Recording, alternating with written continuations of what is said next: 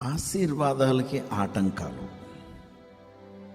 Wait minute ప్రోగ్రాంను వీక్షించడానికి ఆన్లైన్కి వచ్చినట్టు మీకు ప్రభు పేరిట శుభములు కలుగునగాక. ప్రియమైన వాళ్ళారా, వింటున్నటువంటి మీకు ఈ అంశం తెలిస్తే మంచిది, లేకపోతే 2-3 మాటలు తెలియని వారి కొరకు చెప్తూ ఉన్నాను. రెబ్కా, ఇస్సాకు భార్యాభర్తలు, వీరిద్దరికీ కవల పిల్లలు పుట్టారు. యాకోబు చిన్నవాడు, ఏసావు పెద్దవాడు. ఏసావు ఇప్పుడు బయట వేట, హంటింగ్, బయట పనులన్నీ చేసేవాడు. యాకోబు ఎప్పుడు తల్లి చాటున ఉండి గుడారాల్లో ఇంటి దగ్గరే ఉండేవాడు. అయితే ఇస్సాకు ముసలివాడు అయిపోయాడు, కళ్ళు సరిగా కనబడటం లేదు. ఇప్పుడు ఆశీర్వదించాలని తను నిర్ణయించాడు. ఎవరిని? పిల్లల్ని. అందులో ఆ దినాల్లో పెద్దవాడిని, జ్యేష్ఠుడిని ఆశీర్వదిస్తారు. ఎందుకంటే తండ్రి మీద ఉన్నటువంటి ఆశీర్వచనాలన్నీ కూడా కుమారుడికి, పెద్ద కుమారుడికి వస్తాయి. ఆస్తిలో కొంచెం ఎక్కువ భాగం కూడా వస్తుంది. ఇంటిలో యాజకత్వం తండ్రి తర్వాత కుమారుడు, పెద్ద కుమారుడికి ఆ యాజకత్వం కూడా బాధ్యత అప్పచెప్పబడుతుంది. కనుక ఇస్సాకు పెద్ద కుమారుడితో చెప్పాడు, ఏసావుతో, అరే బాబు, మరి నేను వెళ్ళే సమయం దగ్గరికి వచ్చేసింది, నేను ఆశీర్వదిస్తాను. నువ్వు వెళ్ళి, నాకు శ్రేష్టమైనటువంటి వేట మాంసం ఇష్టం కదా, నువ్వు వెళ్ళి వేటకి వెళ్ళి ఏదైనా కొట్టుకుని నాకు నువ్వు వంట కూడా బాగుండతో తయారు చేసి తీసుకురా అని చెప్తాడు. అతను వెళ్ళిపోయాడు. వెళ్ళిపోయిన తర్వాత ఈ మాట రెబ్కా విన్నది. కనుక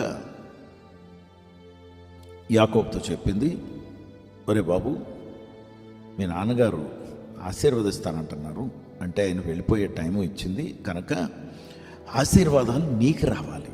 ఎందుకంటే రెబ్కాకి యాకోబు అంటే ఇష్టం. ఈసావు అంటే ఇష్టం లేదని కాదు, కానీ యాకోబు మీద ఎక్కువ ప్రేమ తనకి. అందుకు నువ్వు వెళ్ళి ఒక గొర్రెని వధించి తీసుకొచ్చి నాకు ఇయ్యి, నేను చక్కగా ఆయనకి ఎలాగ వండాలో నాకు తెలుసు, అది వండుతాను. నువ్వు వెళ్ళి ఆ వేట మాంసం అని చెప్పి నువ్వు చెప్పు, ఆయన ఆశీర్వదించి పంపిస్తాడంటే, అమ్మా, నా స్వరం వేరే, అన్నయ్య స్వరం వేరే.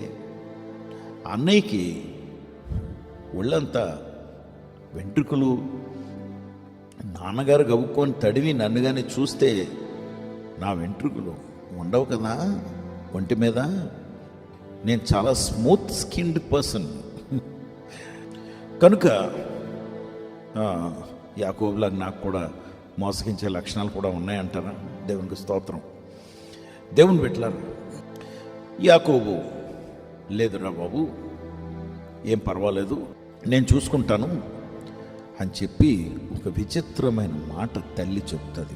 ఎక్కడుందంటే ఆదికాండం 27వ అధ్యాయము 13వ వచనంలో ఉంటుంది. ఏమంటది రెబ్కా కుమారుడితో? ఏమంటదంటే, నువ్వు ఏమీ పర్వాలేదు నాన్న, వెళ్ళు, మీ నాన్నగారు కానీ శపించారనుకో, ఆ శాపం నా మీద ఉండను గాక. దేవుని బిడ్డలారా, మనం గమనించవలసిన విషయం ఏంటంటే, తనకి తప్పు చేస్తుందని కూడా తెలుసు రెబ్కాకి. ఆశీర్వాదం బదులు శాపంగానే ఇస్సాకు పలుకుతాడేమో, పలికితే అది తప్పకుండా జరుగుతుందని కూడా తెలుసు. ఎందుకు అంటే ఇస్సాకు మామూలు వ్యక్తి కాదండి, ప్రవక్త. కనుక ఈ ప్రవక్తకి కళ్ళు కనిపించినంత మాత్రాన్న పలికితే అది జరగదు అనుకోవటానికి లేదు. ఏంటి? ప్రవక్తకి కళ్ళు కనిపించకపోయినా మాటలు కానీ పలికితే అది జరగకుండా ఉంటుంది అని అనుకోవద్దు ఇప్పుడు కూడా. అందుకే వారు కోపాన్ని రగిలించకూడదు, అనాలోచనగా ఏ మాట కూడా వారి నోటంట పలకనివ్వకూడదు. వారి దృష్టిలో ఎప్పుడు మనం ఉన్నప్పుడు వారు మంచివారని కానీ, లేకపోతే వారిని గురించి సమాధానం ఆ ప్రవక్త కలగాలి, నెమ్మది కలగాలి ఆ సేవకుడికి, అప్పుడే మేలు కలుగుతుంది. అందుకు రెబ్కాకి రహస్యాలన్నీ తెలుసు. అందుకే ఏమంటుందంటే, ఒకవేళ మీ నాన్నగారు కానీ శపిస్తే ఆ శాపం నా మీద ఉండును కాక. ఒకటి తనకు తెలుస్తున్నది, తెలిసింది ఏంటంటే నేను తప్పు చేస్తున్నానని తెలుసు. రెండవది, తప్పు చేస్తున్నాను కనుక నోటుతో శాపం పలకకపోయినా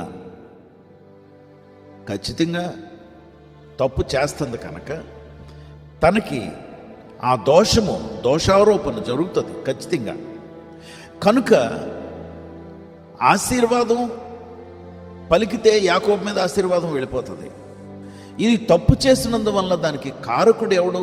యాకోబు కాదు, రెబెకా తల్లి. కనుక తన మీదకి శాపం వస్తుందని తెలుసు తనకి.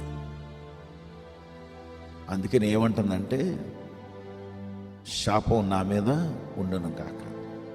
మనం ఏదైనా ఎవరితోటన్నా పోట్లాడడం, లేకపోతే మనస్పర్ధలు వచ్చి ఏమన్నా మాట్లాడడం, పిల్లలతో ఏమన్నా అన్నాం, లేకపోతే పిల్లలు మనల్ని ఏదో అన్నారనో ఏదో చేశారనో,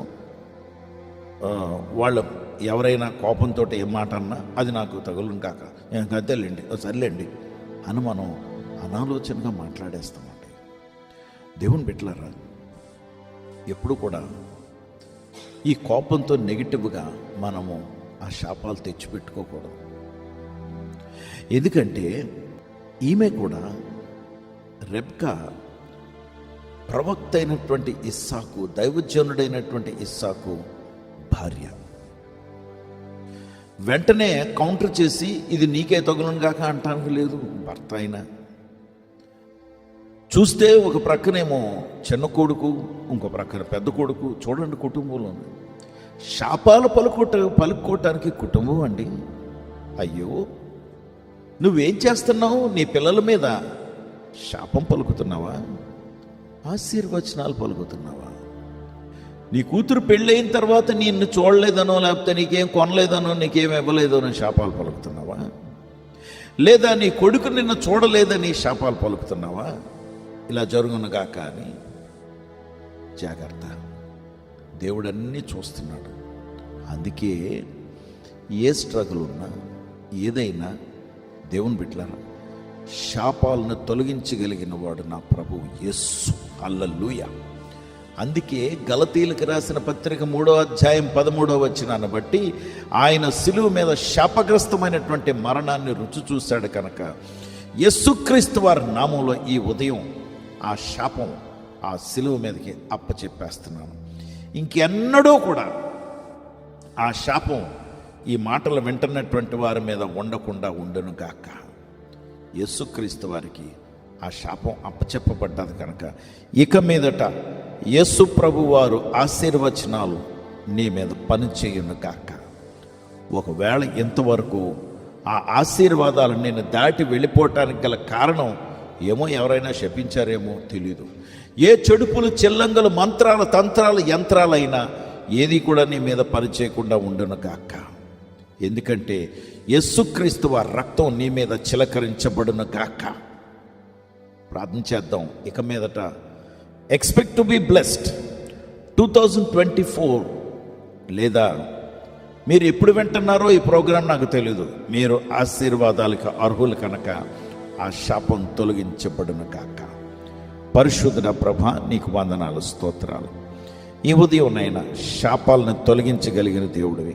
అనాలోచనగా మా మాట చాలాసార్లు శాపాలని ఆహ్వానిస్తుందేమో Prabha. Maybe we are opening doors for curses to come upon us. Please forgive us. మమ్మల్ని క్షమించండి. అందుకే అనాలోచనగా ఏ మాట కూడా మేము మాట్లాడకుండా మా నోటికి కళ్ళు వేయండి ప్రభా. నాయన, ఇదిగో ప్రత్యేకంగా నీ బిడ్డలు మీద ఉన్నటువంటి ఏ మంత్రాలు, తంత్రాలు, యంత్రాలు, శంత్రాలు, ఏ చెడుపుల చిల్లంగలు, ఏ రకమైనటువంటి చీకటి శక్తుల ప్రభావం కూడా నీ బిడ్డల మీద పని చేయకుండా ఉండను గాక. ప్రతి శాపాన్ని నాయన నీ శిలువ మీదకి అప్పజెప్పేస్తున్నావు.